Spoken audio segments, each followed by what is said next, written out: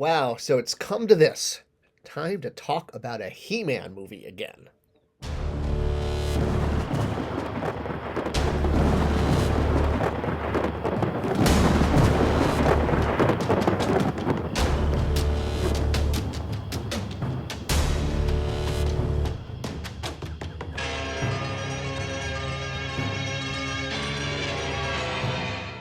This video is brought to you by the Skelevator channel. Link below to check them out. Who's the Skelevator channel? Well, they're the makers of some really awesome Masters of the Universe builds.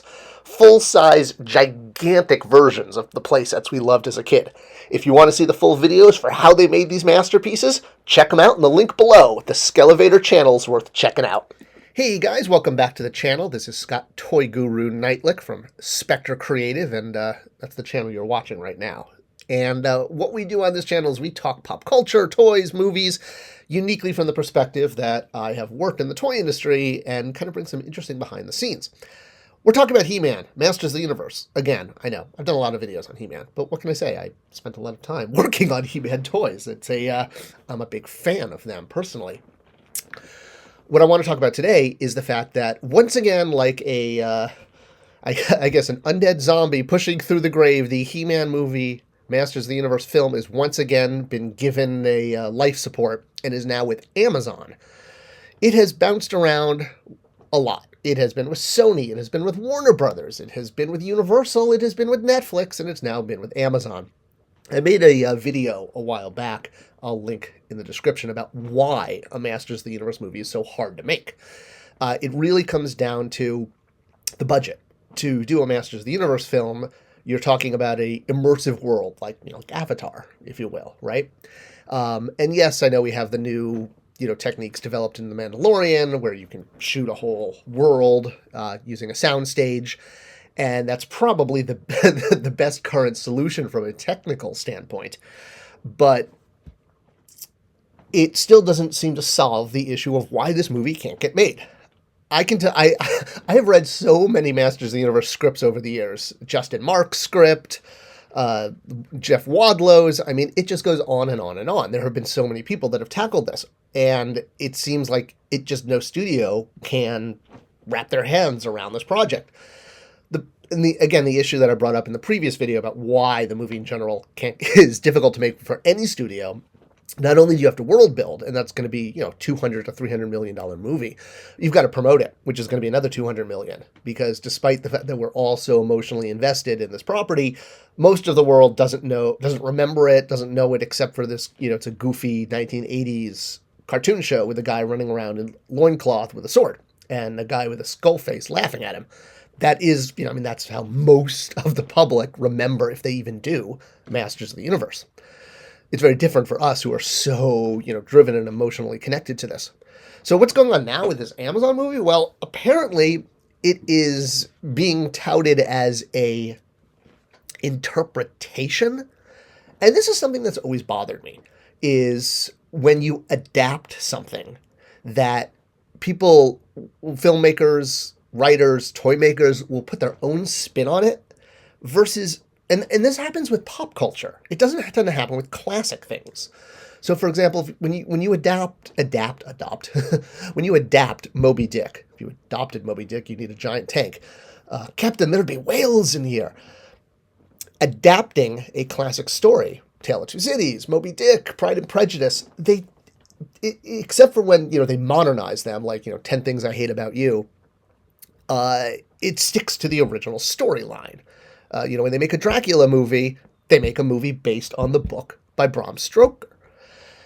Yet, when comic books, cartoons, and pop culture is adapted, they're not often looked at as works of great literature that are worthy of an adaptation that is, connected to the source material and, and honest to it. The reason for that is cartoons, toys, or comic books are looked at by studio heads, by executives, as basically, comic books are looked at as just loss leader pamphlets, and toys are looked at as merchandise, just ways to sell movie tickets. they're not respected the way, say, classic literature is. There's kind of this ambiance of, oh, that's, it's a cartoon. We don't, if we're going to adapt the cartoon for another genre, like a live action movie, we have to make all these changes. And that's what they're doing. They've even said outright that the movie's going to be very different from the source material.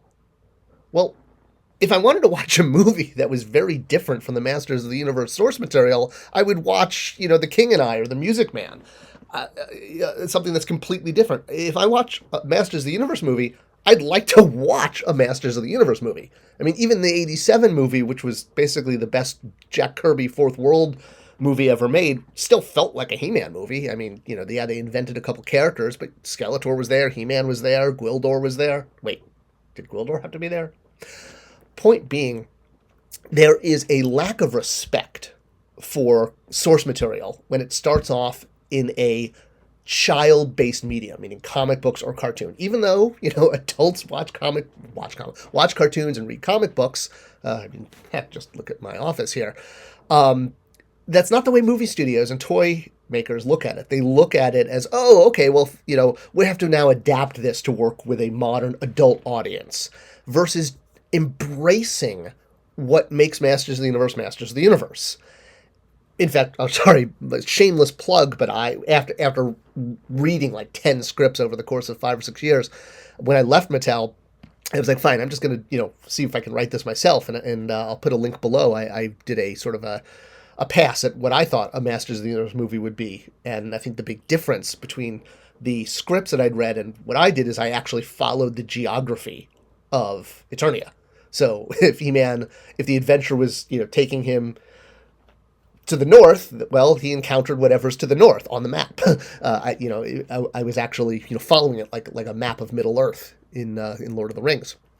So the fact that Amazon is now looking at adapting He-Man, but not respecting or following the source material, but putting their own stamp on it, well, I'm not really excited because I don't feel like that's going to be a He-Man movie. And this has been an ongoing issue with adaptation. And I wish studios would start realizing that when you adapt modern stories, as opposed to, classic books, your Charles Dickens, your Jane Austen, you should have just as much respect for the source material as you do classic literature, because the fan base looks at it that way. We don't look at the He-Man cartoon as this juvenile thing. We look at it as almost, source material, and we respect it. So hopefully this will come around and Amazon will realize that the closer you get to the source material, the better the story will be.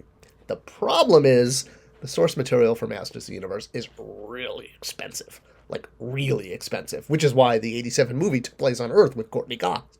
It was complete, it was to combat the expense of having to film on Eternia, which is, you have to create a whole world. So there you go, guys. We're at it again. Another Masters movie. Let's see what happens. But man, not respecting the source material, not a good way to step out of the gate. So we'll see what happens. Good luck, Amazon. I hope you can make it. I hope you enjoyed this video, and if you did, please do share it with others. It's the best way to support this channel, and I appreciate it. Thank you for watching, and see you guys in the next video.